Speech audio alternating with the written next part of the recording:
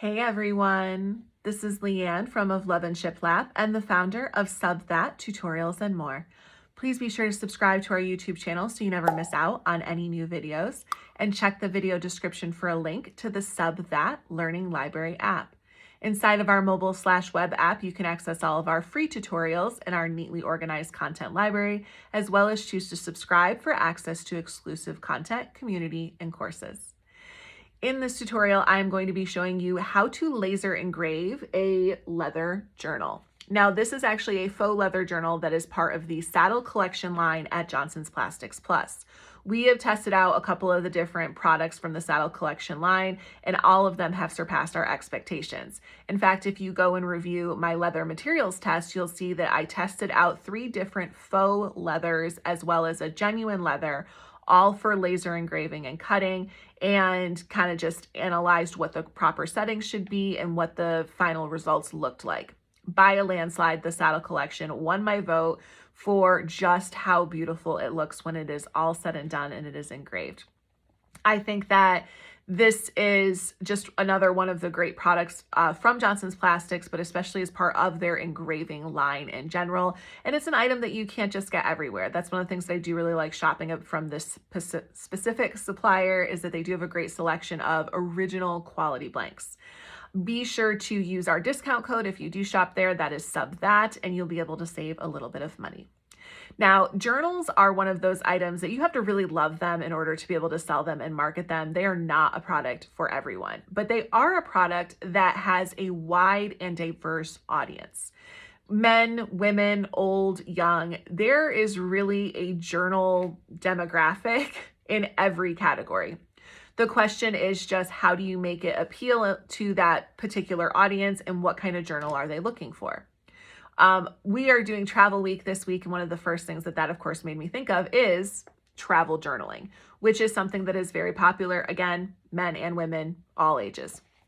But when I saw this and started thinking about travel journaling and started thinking about different designs that I could laser engrave on this, I actually thought of a girl I went to high school with. She is a wilderness therapy teacher, I believe, and she lives and breathes life in the Adirondacks. She's an avid hiker. She has written in collaboration 1 book, and she is now about to publish her own book that hopefully one day will be turned into a movie about her attempt at the unsupported Adirondack 46, I believe it's called, where you hike all 46 peaks of the Adirondacks. So her incredible and inspiring journey is a book that I'm looking forward to reading. I will link it below for those of you who love a good inspirational story. But when I saw this, I really thought of her and all the things that she shares on social media. And so I am going to laser engrave a photo on this and go ahead and send that off to her as a little gift, you know, just a little say hi and a kindness for someone else. So anyways, in terms of what you can put on these, really anything will work. Quotes, clip art graphics, brand logos. When I say that there are a lot of options for who can be the target customer for this, I mean it. Now, in terms of doing photos, one of the things that you always have to remember when it comes to doing photos on any type of substrate with laser is that not all substrates are good options for photos. Typically, when you are going to do a full detailed photo, you are going to put it into a program like Lightburn, and you are going to use the various manipulations to make a really good sketch of it. You can also use the sketching macros function in Affinity to do that as well. Now, these are going to be the kinds of sketches that are much more detailed and have a lot of gradients in them. And gradient engraving is not suitable for all substrates. It really does depend on the substrate, to be honest with you. Something like glass, you're not going to get gradient engraving. You're just going to get a lot of blotchiness. But then something like wood or slate, which is the most common options for photos, those get fantastic results with gradient engraving. You may have to trial and error with your own different photos, and we will do a series just on photo editing, and I do plan on diving into both Lightburn and Affinity for that type of photo work, but that's not what we're doing today. Today, I really decided to just use the photo to sketch function inside of the Canva program, Canva website, and I wanted to go with just like a simplistic version of a sketch so that it didn't really take away from the beauty of the journal itself, but it did make it a little bit more personalized.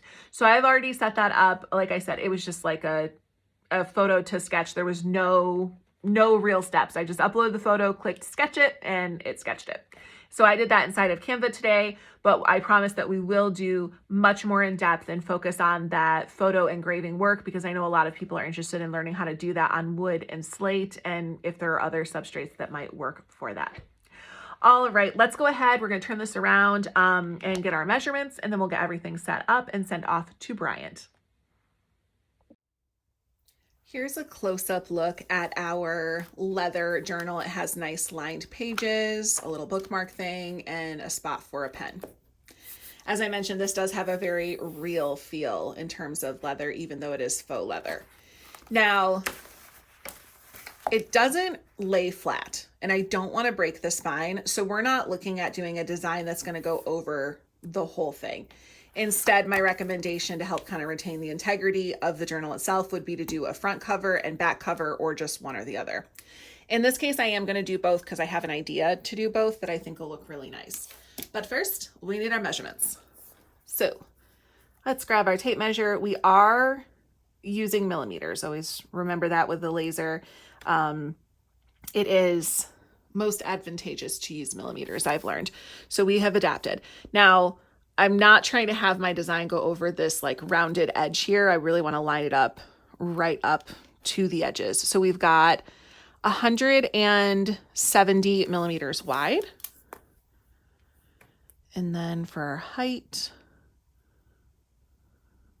we have got 228 millimeters. Now I'm going to show you how to set up the design in Affinity first. And this will be the steps that you'll follow if you were like custom making a design and you just wanted to make sure you had everything sized right and you had a good visual for the proportions of everything in reference to the actual size of the cover. So we'll do that in Affinity, but before that, I do want to go ahead and get our journal into the bed of our Flux Beambox laser and make sure that we have all of our adjustments correct there.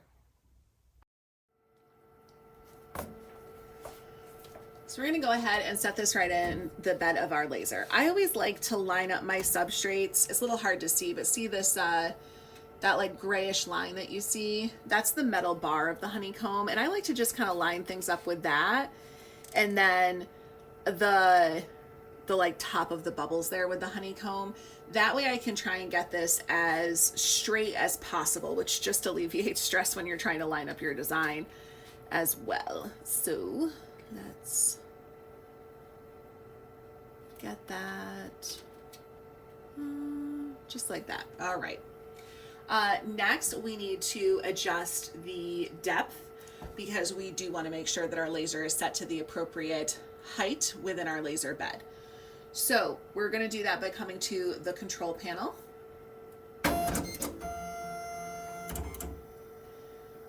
I can already tell I need to lower the laser bed, so I'm going to use the Z button to lower it some.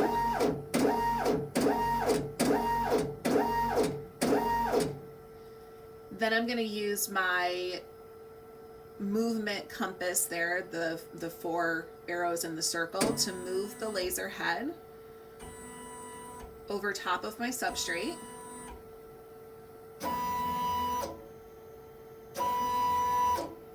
And then we need to lower this little peg here and tap the autofocus button.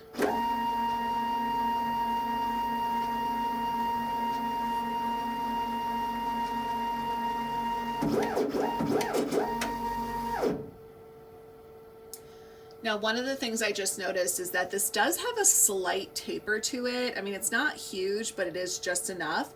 So I'm actually going to do this again. Oops. But I'm going to move it over here.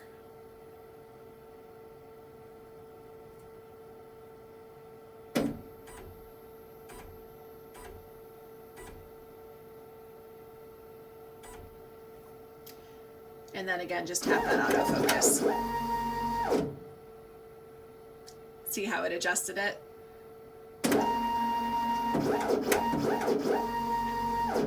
All right, that's gonna be much better. Then we just put that little peg up and close the lid, and we're ready to configure our design and get everything set in Beam Studio. We're going to start by setting up our design in Affinity. Now, I do prefer to do this step in Affinity when I need to possibly do some manipulation or maybe some different layout, and I want to just have a bit more control because Affinity is a design software and it has all of the tools you could possibly need for your creative endeavors. If you are unaware, we are using the new Affinity or Affinity Studio, which has brought the former Affinity Designer, Photo, and Publisher all into one interface, one program. So this new version is free, and it's stated to be free for life. So if you've been hesitant to upgrade from version 1 or 2, definitely take the plunge into this, and be sure to check out our little mini series or dive into our in-depth course that is specifically designed for makers to learn everything that you can possibly do with this program. Now, we're going to start by opening up a new document that is the size of our cover measurement that we got. I don't really think it's a good idea to do a cover design that would go over the spine with this journal because it doesn't really lay flat. So we are just going to do a front cover and back cover as like two separate designs, and we'll use the artboard function to make that easy. You're going to come to File and then New or New Document, and I'm going to just go ahead and enter in my measurements. So our width was 170 millimeters and our height is 228 millimeters. Now you can adjust your measurements underneath document units if yours is stuck into pixels, points, or inches by default. I always like to have a transparent background anytime I'm doing design work. That's just my default. Color format does not matter for laser engraving because there's no color here. It's just going to engrave whatever is on the screen. And in this case, I am going to turn on artboards because I want to be able to have two different canvases so I can see the side by side for the front and the back of the design. So once you have all of that selected, you can go ahead and click Create Document. Now I want to just add a second artboard like it gave me the one, so I'm going to click on my artboard tool right here in the Tools panel and do Insert Artboard, and it's going to add a second one. Next, I'm going to start by importing the graphic that I turned into a sketch. That's going to be our cover design that we're going to have here, so I want to go ahead and set that first, and then I'm going to work on just an idea I had for the back. I didn't really want to do just the cover. I wanted to do the back also, and I kind of went back and forth between what should be where, but I think I've got a good idea now. So we're going to import our graphic, whether you're doing clip art or whatever it is. You're going to do that by clicking on your place tool, which is the little image icon in your tools panel, or you can come to File and Place. Now, this is the photo that I turned into a sketch, and as I said, this is a very simplified sketch because I didn't want to take a lot away from the cover itself. So I just did this in Canva with one of their photo to sketch apps. There's a bunch of different ones. Some of them are part of premium, some of them are not. Play around with them, find one you like if you want to do something similar. When you see the downward arrow with the portal, you can then one click or click and drag to bring in your graphic. Now I want this to kind of spread edge to edge so that it really fills that cover space. I wasn't sure if I was going to need to crop it, like if maybe I was going to have it like that. I think that's a little too much. I really think I kind of prefer it a little smaller, have a little space there at the top. Maybe like that will do it. We could still move this over just a hair. I mean, I like it. I think you get the vibe, right? Yeah, so that was really it. You could choose to do it smaller. You could choose to do it bigger if this was your project. I don't hate it bigger, but I kind of really like the idea of just having it be just a little bit smaller like that. I think that'll be great for the cover. Okay, so for the back, I wanted to do this compass rose that I found on Creative Fabrica. So once again, we're going to select that place image tool. And I really liked this because it was like a hunting, not a hunting, a hiking compass. So I'm going to choose the SVG version of that and then just click and drag to bring that in. I'll zoom in so you guys can see a little bit better. This really caught my eye. And in fact, when it caught my eye, that was when I was like, yeah, this journal would be so great for this individual. Her name is Bethany. And I just love that little compass. So I'm thinking this is going to be good on the back. And then I wanted to add a quote. I really like this quote from Eleanor Roosevelt. So we're going to grab our text tool and select our artistic text tool. I am going to go with Montserrat because I just want like a simple sans serif font. And I'm going to just click and drag to start it. I'm going to do mine in all caps. And then the quote, I lost the quote for a second. The quote is, "The purpose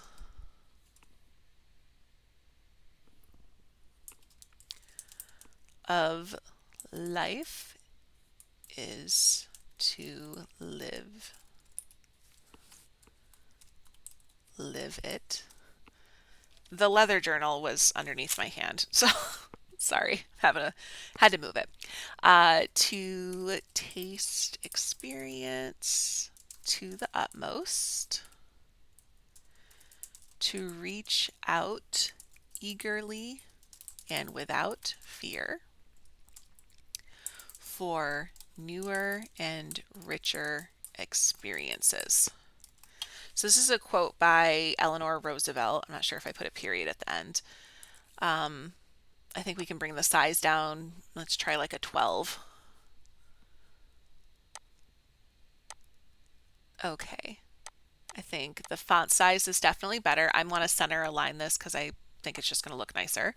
I'm also going to add a stroke to this. So I'm going to come to that stroke panel with my text selected, select that stroke option, and we can just add that up just a little bit, just so it's a little bolder. Good, I've got my stroke already in black, and then we'll align that center itself. I like it. I like it a lot. I don't want to have the text go too far across the back, so I am going to keep it in the 4 lines like this. And then this is by Eleanor Roosevelt, and I thought it would be cool just to use her actual signature, which you can get on Wikipedia. So I downloaded that, and we're going to use that place image tool to bring it in, and we'll size it right underneath there.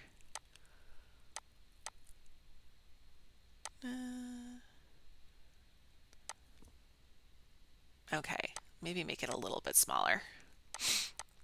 I don't want the details to get lost, but I also don't want it to overwhelm. All right, so I'm going to zoom out just so we can kind of see what we've got working here side by side. So I'm going to select all 3 of those, come to my alignment tool and center align them. And I think I'm pretty happy with the sizing. Maybe make that just a little bit smaller. And then we'll align again. Okay, I'm going to group those together. So now the question is like the placement of where we want this on the back. So this is going to be the front, this is the back. I don't want it to fill the whole back. I was thinking it would be nice kind of near the bottom like that, but I also kind of like it in the middle. The bottom I'm leaning more towards just because of how we have her positioned, and maybe I will make it just a little bit bigger. Okay, I love it. I hope you guys love it too. All right, we're going to go ahead and export these.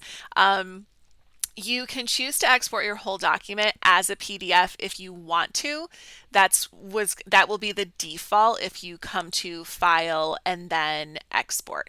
But I actually want to do these as PNGs. I want like each one to be its own PNG. So you can select one and you can go to File and Export, and you can select them individually as a PNG. So I've got that. I've got Artboard 1 selected.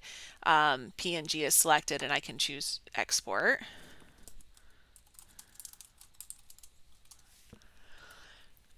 Alternatively, if you have a lot of pages or a lot of artboards here, you can choose to use the Slice Studio, which is the new name for the export persona that there used to be.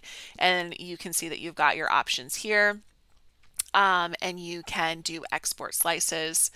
and you're going to have to create a folder and then it will export it. So you've got two different options there in terms of your export. Do what's right for you. Since I already exported the one, I'm just going to come back here and repeat doing it as a photo thing.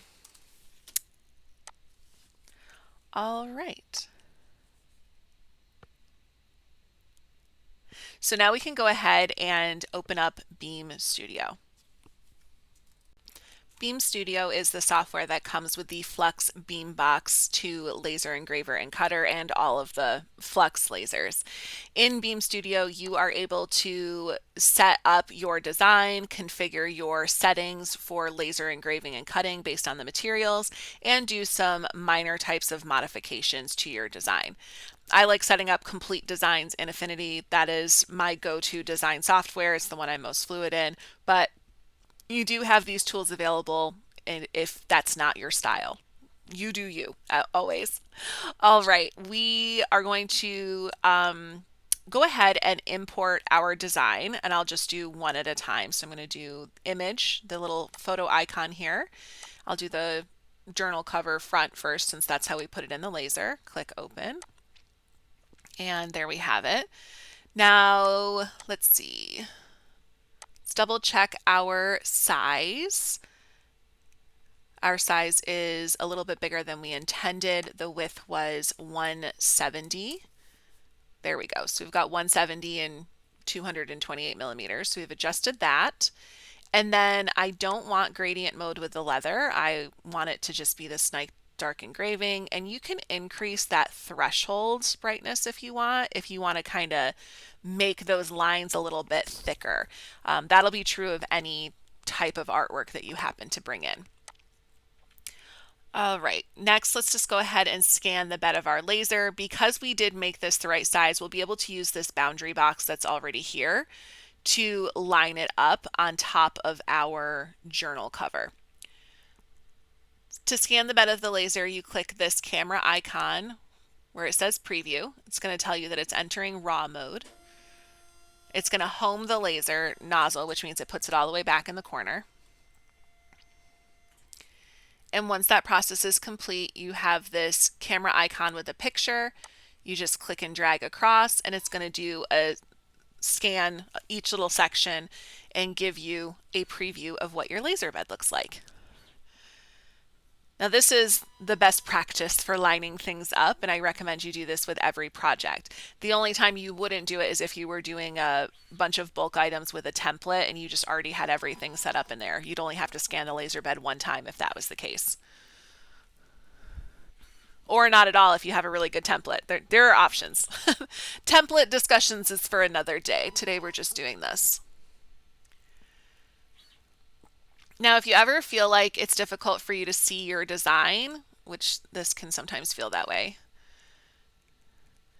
you can actually change the color of it. All right, so once our bed scan is done, we're going to use that swoop back arrow to go back to our main screen there. Let me make this a little more centered for you guys. And I don't think the gray is too bad, but if you do, come to your layers panel, click on the color block, and then you can just make it a different color. Much better.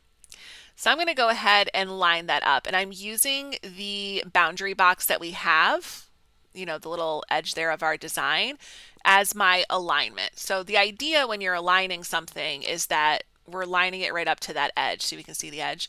And if you are lining up your designs based on two edges, you are very likely going to have it dead on. So that is the guide that I use. It looks like my journal cover is not quite as straight as I thought it would be. That's just kind of the byproduct of working around the camera. So I am going to just tilt it just a hair there. And let's move it up, son, because I don't think I'm right where I want it to be.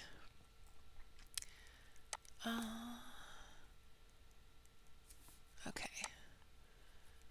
If you're ever unsure, you just zoom in. And see, I can see that I'm off the edge there a little bit. So let's move that in a little bit more. And let's just double check that bottom. That's looking pretty good.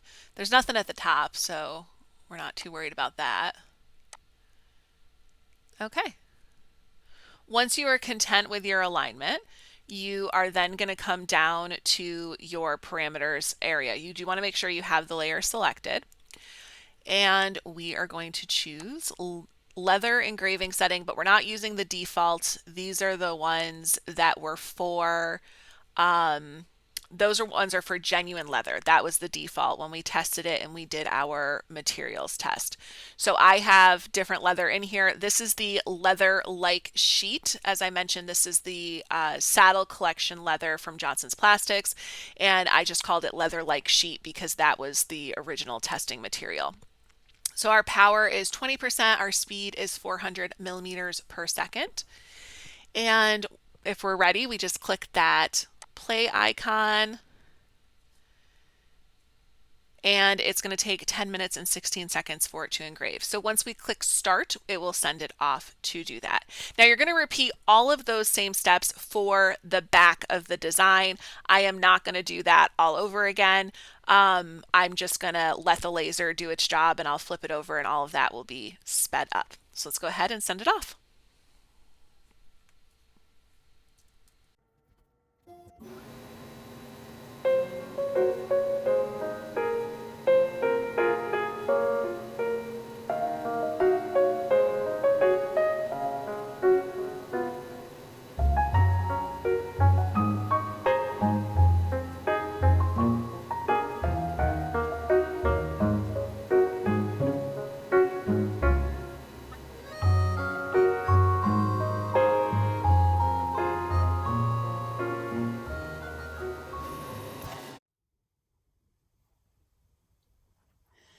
Okay, so here is our journal. Now I did notice I made a little bit of a mistake. I put this in upside down and backwards. So you can see the string for the bookmark is here, but that's an easy thing to fix. I'm just going to cut it out and then glue it onto the top. The pages are luckily the same, like top to bottom, front to back, so it doesn't matter. And there isn't any kind of like this journal belongs to page. So we're not going to stress about it. The stitches here, I did consider taking the pen holder out and putting it on the back, but then it's going to leave holes right there. And I just decided that it's not that serious. But I'm just letting you know in case you make this mistake too. Also, make sure you put it in your laser in the correct direction. Now, this is a lot of soot that we need to clean off because we certainly don't want that everywhere. So we're going to use LA's Totally Awesome for that. And you're just going to give it a nice good spray. And then you're also going to want to use a Mr. Clean Magic Eraser with a little bit of water. You want this to be damp. You don't want this to be like soaking wet. And the soot will come right off. My Mr. Clean Magic Eraser has been through it. It has been a hot minute.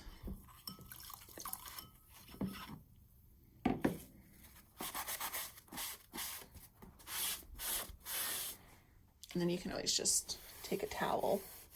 Oh no. Definitely don't get it on your printer.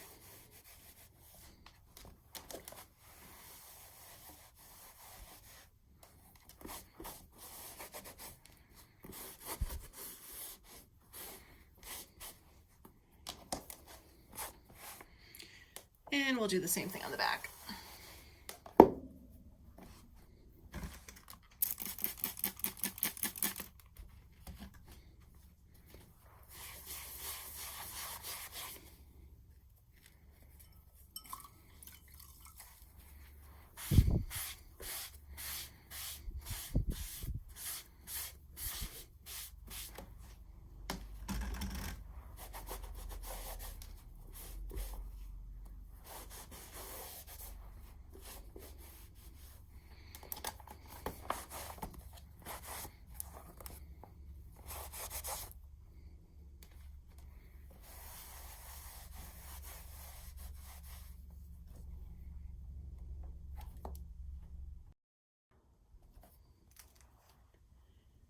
Here is the finished result of our laser leather notebook. I am absolutely in love with how this came out. Even though we made a little bit of an error with the cover, I did just go ahead and cut that, glue it in the top using some of the clear Gorilla Glue. But other than that, it is ready for its new home. So thank you so much for joining us today. All of the products and equipment that we used are linked in the video description, and we'll see you next time.